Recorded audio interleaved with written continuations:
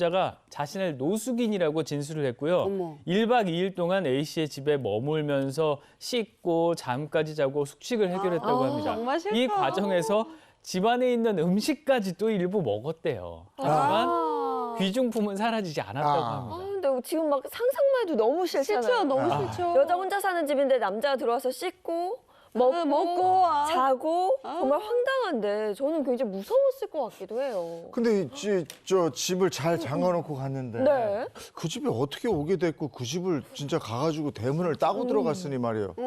이게 어떻게 된 건지. 저도 황당했어요, 사실. 그 열쇠 수리공이 문제였던 겁니다. 우선 남자 주장은 이랬습니다. 네. 자신 지인이 있었는데 A씨 지인이 사는 집을 알려주면서 자기가 아는 사람 집인데 들어가서 쉬어라라고 말도 안 했고 돼. 자기는 그냥 몸 씻고 잠자고 싶어서 이 집에 들어왔다는 거예요.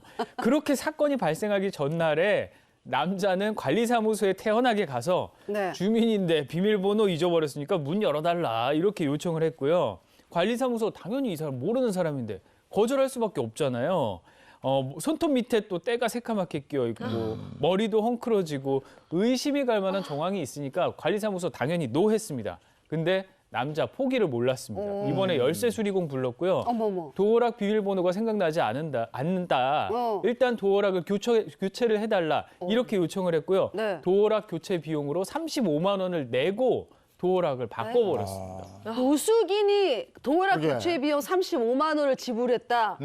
그럼 돈이 없어서 노숙을 한 게 아니었다는 건가요? 그러니까요. 이해가 안 가는 게 단순히 씻고 잠잘 공간이 필요했으면 어디 뭐 숙박시설을 가면 되는 거잖아요. 35만 원인데. 35만 원 있었는데. 아니 근데 진짜 이게 정황이 석연치가 않네요. 이게 노숙인이 맞아요? 그래서 조사 결과가 나왔는데요. 네. B 씨의 정체가 일부 밝혀졌습니다. 네. 노숙인이 맞긴 맞았어요. 그러니까 반노숙인, 반숙인이었습니다. 네, 노숙 생활을 한 지 일주일 차에 접어든 타 지역 주민이었습니다.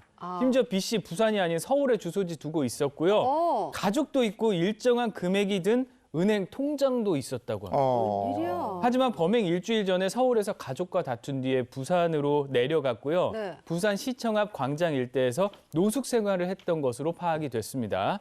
또 앞서 B 씨가 지인이 집 전화번호를 비밀번호를 알려줘서 쉬러 갔다라고 진술을 했지만 경찰은 이것도 허위 진술일 가능성이 당연하죠. 크다고 보았는데요. 네. 그 이유는 B 씨가 비밀번호를 알려줬다는 지인 이름이나 연락처 등을 알지 못하는 건 물론 본래 부산에 살던 사람도 아니었기 때문입니다.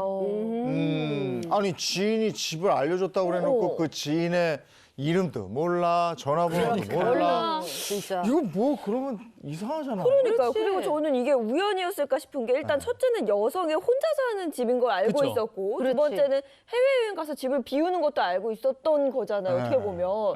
다른 범죄에 연루될 가능성은 없을까요? 이게 또 정작 그 가능성은 적어 보여요. 경찰은 B 씨가 지명수배나 다른 사건에 연루된 사실은 없다고 밝혔고요. 남자는 노숙 생활을 하다가 춥고 배가 고파 침입했다라고 진술할 뿐이었고요. 정확한 범행 동기도 당연히 밝혀지지 않았다고 합니다.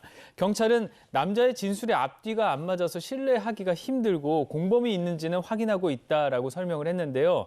일정한 주거가 없어서 구속 상태에서 조사를 받았고요. B 씨 결국 지난 12일 주거 침입과 재물 손괴 혐의로 검찰에 송치가 됐습니다. 그러니까 법인이 어떻게 피해자가 집을 비우는 그 시기를 알게 되었는지는 아직 모른다는 거잖아요. 네.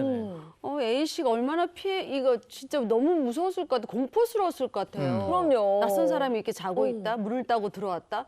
너무 무섭죠. 네. 저 같은 경우는 만약 이런 일이 발생하면 단순히 뭐 이불 빨래를 하고 청소기를 돌리는 걸로 끝나진 않을 것 같아요. 그냥 그 공간에 있는 것 자체가 싫고 맞아요. 이사 견딜 가고 수 싶어. 없을 것 맞아요. 같거든요. 그래서 이 피해자가 아직도 손이 부들부들 떨리고 심장이 두근거린다고 고통을 호소했습니다. 사건 이후에 불안감과 수면장애에 시달리고 있었는데요. 또 만약 범인이 침입했을 당시에 A 씨가 집에 있었다고 생각을 하면 아무것도 모르고 귀가해서 마주쳤다면 뭐 범인이 폭행 이상의 범죄를 저질렀을지도 모른다. 이런 생각이 소름이 끼친다고 털어놨습니다.